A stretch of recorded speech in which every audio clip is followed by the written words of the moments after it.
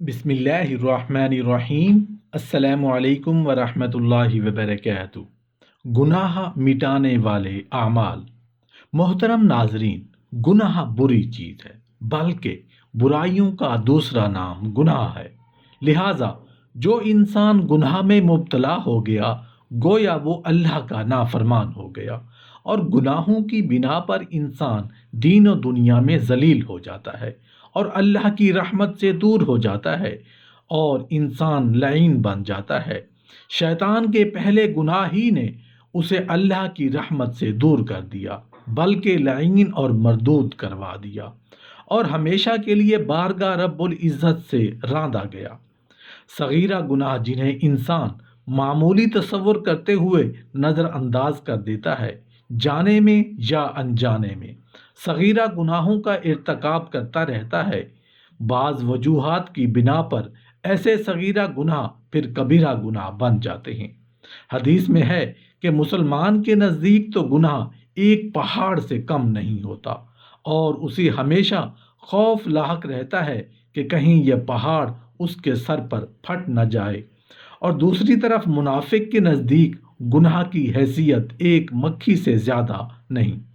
جو ناک پر بیٹھ جائے اور اڑ جائے، اس لیے کہ وہ اس سے خائف ہی نہیں ہوتا۔ حضرت ابو ہریرہ رضی اللہ عنہ راوی ہیں کہ نبی کریم صلی اللہ علیہ وآلہ وسلم نے فرمایا کہ کیا میں تمہیں ایسی بات بتاؤں جس سے گناہ مٹ جائیں اور بارگاہ الہی میں مرتبے بلند ہوں؟ صحابہ کرام رضوان اللہ تعالی علیہم اجمعین نے عرض کیا، ہاں یا رسول اللہ صلی اللہ علیہ وآلہ وسلم، ارشاد فرمائیں۔ آپ صلی اللہ علیہ وآلہ وسلم نے فرمایا، مصیبت اور سختیوں پر صبر کرنا، اگر مسجد زیادہ فاصلے پر ہو تو نماز پڑھنے کے لیے پیدل جانا، کہ جس قدر زیادہ قدم اٹھیں اس قدر زیادہ ثواب ملے۔ ایک نماز پڑھنے کے بعد دوسری نماز کے انتظار میں مسجد بیٹھے رہنا،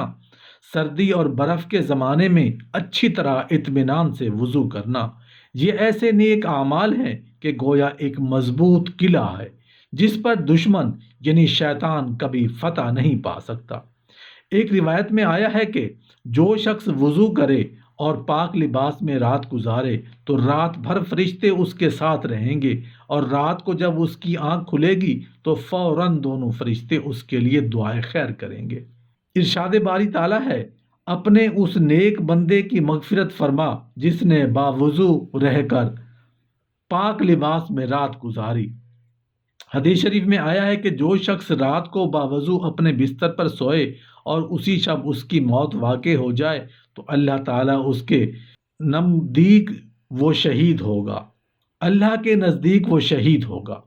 اس کے لیے باوضو سونے والا ایسا ہی ہے جیسے روزے دار اور تہجد گزار۔ روایت ہے کہ اللہ تعالیٰ نے اپنے برگزیدہ پیغمبر حضرت موسیٰ علیہ السلام نے ارشاد فرمایا،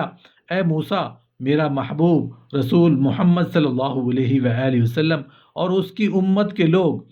اس طور سے وضو کریں گے کہ جس طرح میں انہیں حکم دوں گا، پھر ان کو اس پانی کے ہر ایک قطرے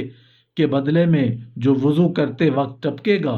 ایک جڑاؤ محل بہشت میں عطا کروں گا جس کی چوڑائی اور لمبائی زمین و آسمان کے برابر ہوگی۔ حضرت ابو ہریرہ رضی اللہ عنہ روایت ہے کہ نبی کریم صلی اللہ علیہ وآلہ وسلم نے فرمایا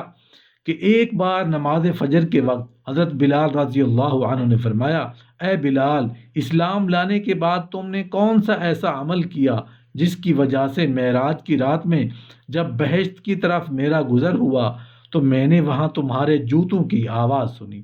حضرت بلال رضی اللہ عنہ نے عرض کیا، یا رسول اللہ صلی اللہ علیہ وآلہ وسلم، اسلام کی حالت میں اپنے نزدیک سب سے پسندیدہ افضل نیک عمل میں نے یہ کیا کہ دن رات میں جس وقت وضو تازہ کرتا ہوں تو فوراً اپنے پروردگار کے لیے اپنے مقدور کے موافق کچھ نفل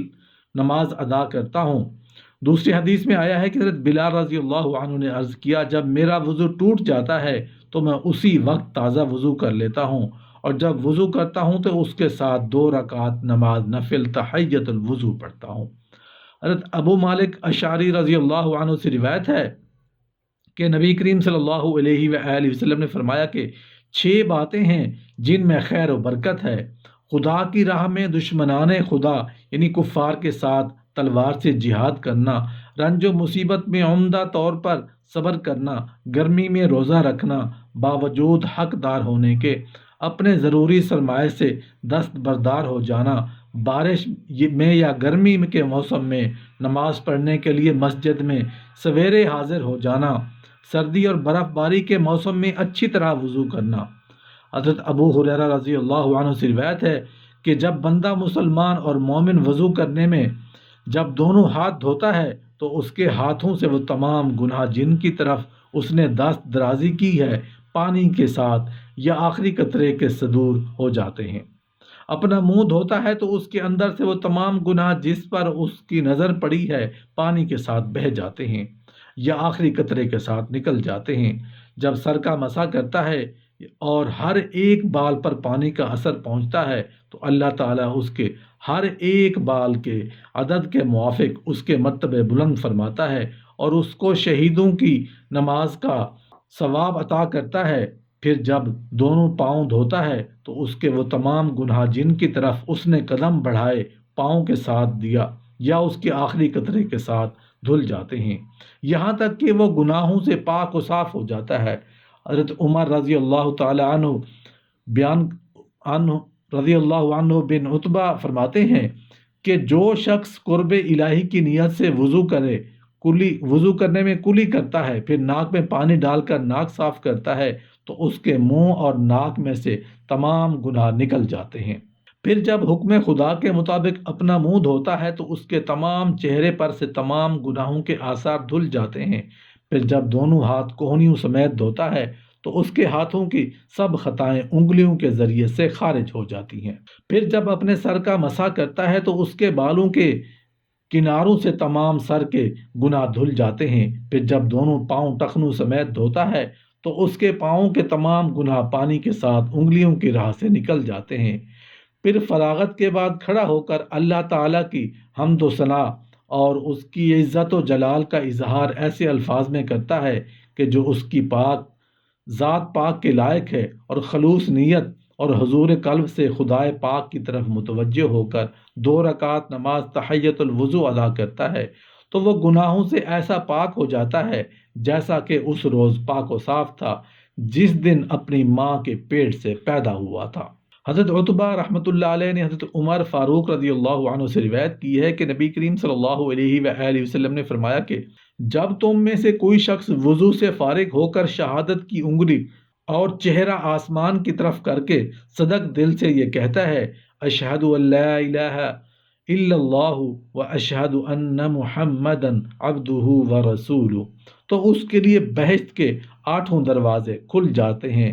جس دروازے سے چاہے جنت میں داخل ہو جائے۔